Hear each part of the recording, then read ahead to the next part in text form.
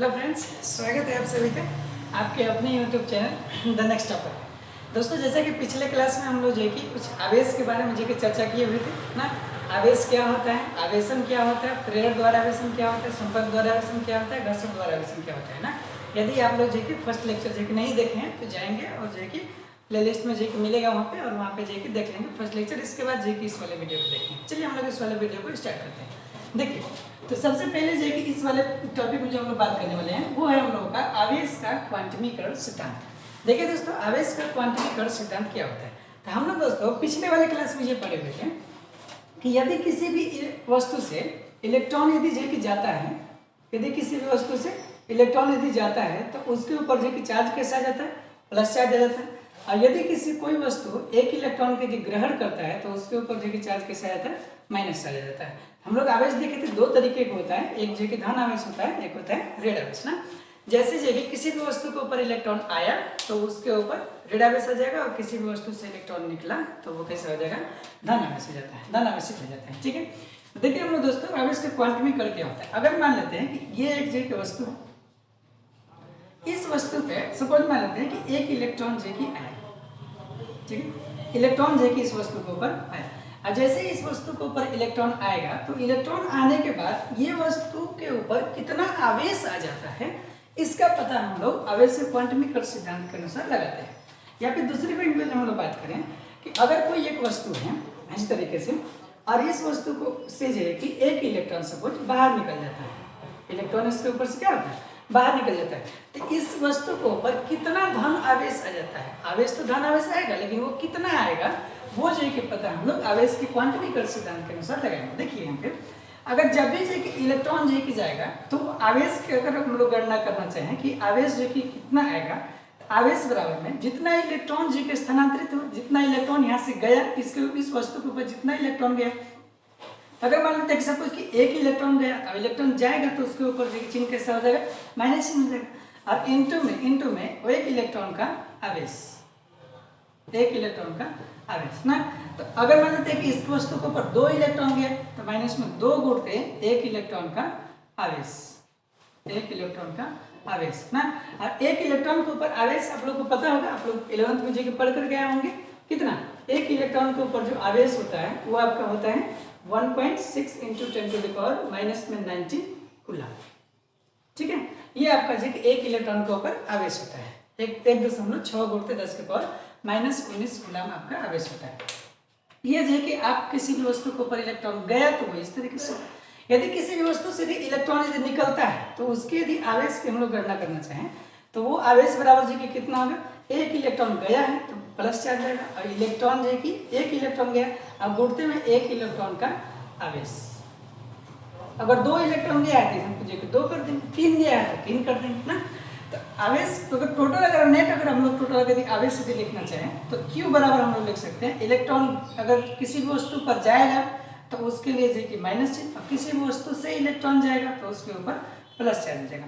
तो ये plus minus, अगर मान लीजिए कि इलेक्ट्रॉनों की संख्या की बात करते हैं n कर देते हैं, इलेक्ट्रॉन के ऊपर जो है कि आवेश को जो कि हम लोग इसे डिनोट करते हैं। Q बराबर हम लोग को क्या प्राप्त हो जाता है, Ne प्राप्त हो जाता है। ठीक है, और जहाँ n जो होगा, जहाँ n बराबर क्या चाहिए होगा, स्थानांतरित इलेक्ट्रॉनों की संख्या ना।